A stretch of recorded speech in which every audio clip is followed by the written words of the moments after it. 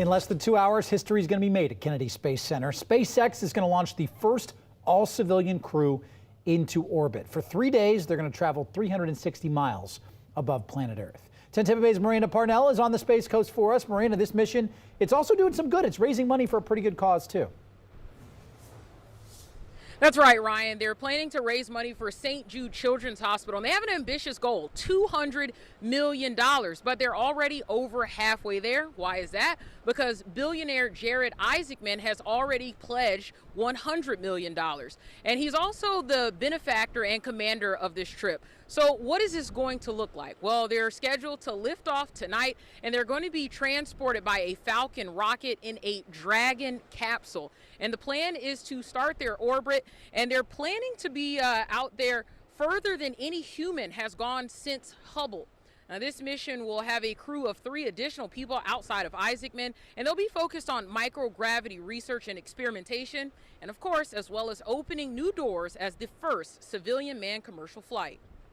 And as we move, to the moon and Mars and beyond, we're writing the narrative of human spaceflight right now.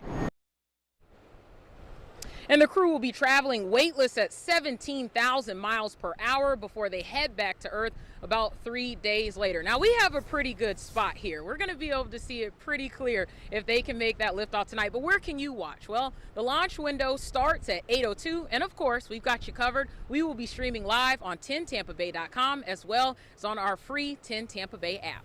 Joined by meteorologist Natalie Ferrari now. And I was reading more on Isaacman, too. And it's cool to see his outlook on life, right? He was a high school dropout into a billionaire, and he talks about living life to the fullest and being able to be the first to do this. It's pretty awesome. Absolutely, and as mentioned, these folks are going to be able to just help further research, further science. It's all a part of a much bigger project for the private industry, which is so cool to see. What's the weather looking like? Are we going to be able to get this launch off tonight? The storms are moving away. They're moving actually inland, away from the coastline. The vehicle assembly building was behind Miranda there, and that's where she's going to be able to really get a nice view of the launch window opening up there at 8 o'clock tonight. And I do want to show you this. As of 2 o'clock this afternoon, brand new update, now looking at 90% go when it comes to launch conditions. And that's because, again, things have been improving.